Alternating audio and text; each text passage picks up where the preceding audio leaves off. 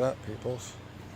So today we are working on a beautiful, and I mean beautiful, 2008 Mazda 3.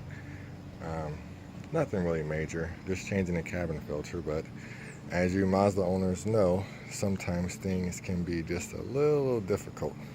I'm going to show you a quick video on how to get this done. This will take about 30 minutes if you have all the right tools and you know what you're doing, which you should, because I'm going to show you how.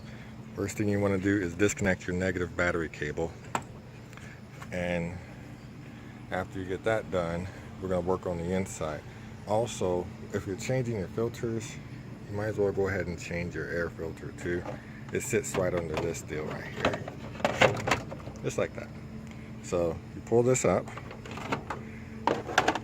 you have these tabs here. Here's that one, you have another one back there, one over there, and one over there, and that takes that off. So change your filter while you're at it. I mean, it's a couple bucks, and they give you much better gas mileage if your gas mileage sucked, or if you basically just haven't done it in a while. Okay, so what we're doing down here, oh, you don't have to remove your glove box. Don't have to do that. Come down here under the glove box, and you have this right here, which goes right there. Just like that. So you pop this tab out, which is just this little deal right here.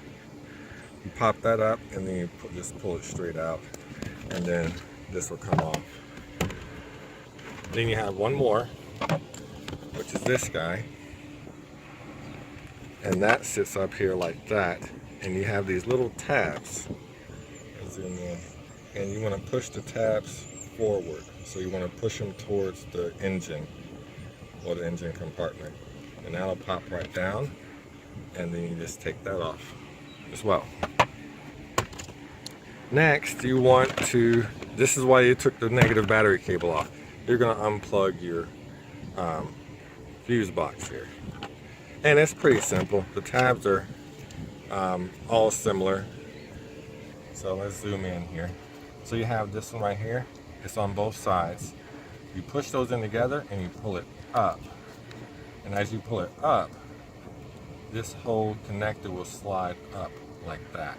And then you just take it out. And you have 2, 3 big ones. Then you have some little ones too.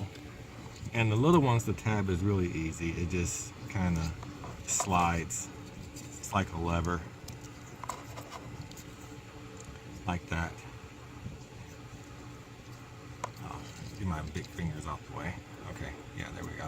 It's just a lever. You just pull it up, and then that slides right down, just like that. And you get those out the way, and the reason why is because you need to get access to this door back over here, which is this. That's held in by 4 screws. You can use a Phillips screwdriver, but to get this out the way here, you have to remove those 2 screws right there, and I believe those are 12s or 13s. We're gonna find out. Let's go get some sockets. Now we'll just take the whole thing. That way we're not running back and forth.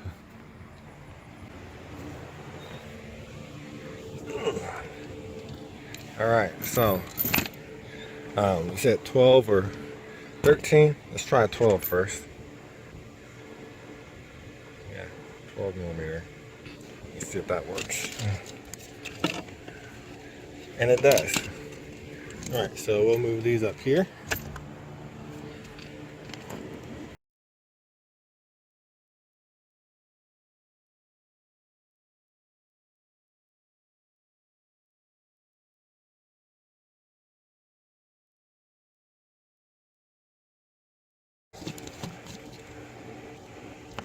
Those are on there real good. So I'm not left-handed either.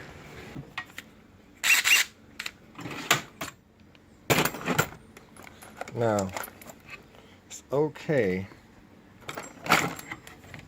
to bust bolts loose with an impact. You never want to tighten stuff like this down with an impact. You want to use your regular good old-fashioned socket set can. It's supposed to be torqued to a certain spec. You torque it to a certain spec. But don't, you know, muscle down bolts that don't really need to be muscled down, especially if they're just holding on the bracket. I mean, how much force does it need to hold up the fuse box? Here, let's see if we can get this. Here's one. Get that other one over there. There's two. Screw the rest of these off by hand. And then just take them off. Put them down there. Now we can remove this bracket.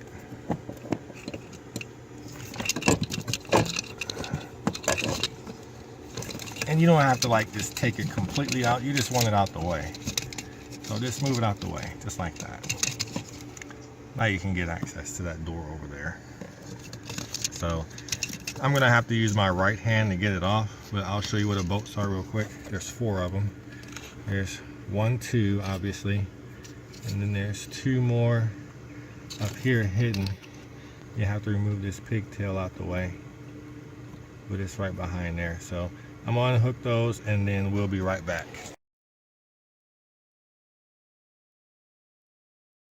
Why the vent's not blowing so much. Look at all that crap in there. So, and you can start to see it's, you know, falling out now. We need to get that stuff out of there, and then we'll pull the vent out. Well, what I'm probably gonna have to do is get a shop vac. But oh yeah, geez, no wonder.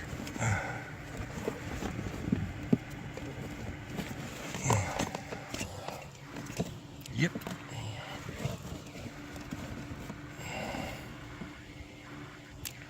And just like I thought, this one has never been changed. Here's one. And here comes number 2. But before we put the new ones in, this is what's in there. This is also what was in there too.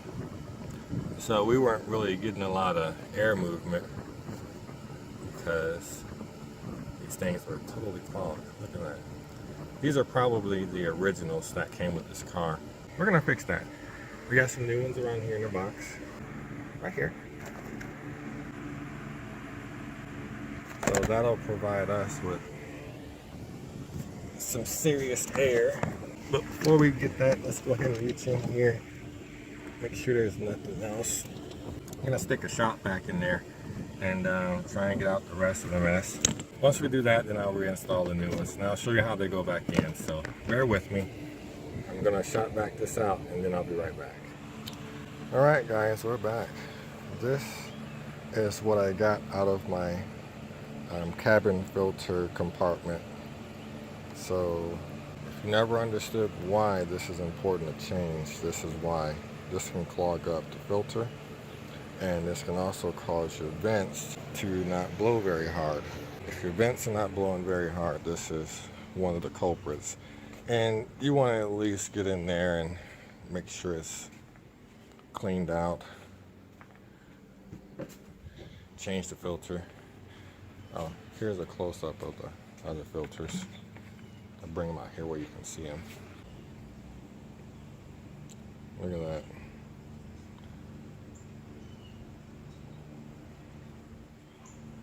That is absolutely, I don't see how any air was getting through there. Well, that grew some parts over. I already got the cabin filter back in, and it was just like I said, you take the first one and you slide it in and up, and then you take the second one and you slide it right in on the bottom. Pretty self-explanatory, super duper easy. Right now I'm putting it back together, but you put the 4 screws back in there and then you just reassemble everything in reverse. It wasn't too hard. I mean, I think I've been messing with this for probably a good 30 minutes or less, and we're already on the reassembly. So hope this helps if you have a Mazda. And they do take a little bit of work because everything sometimes is not that easy to access, but it's still totally doable. Thanks for watching. Hope you liked the video. If you like it, go ahead and hit a thumbs up. If you have any questions or comments, go ahead and leave them below. And if you have a much quicker and faster way of doing this, please share with everyone, because I'm all about quick and easy as long as it is efficient and, that's good. Thanks for watching, guys, and I'll see you later.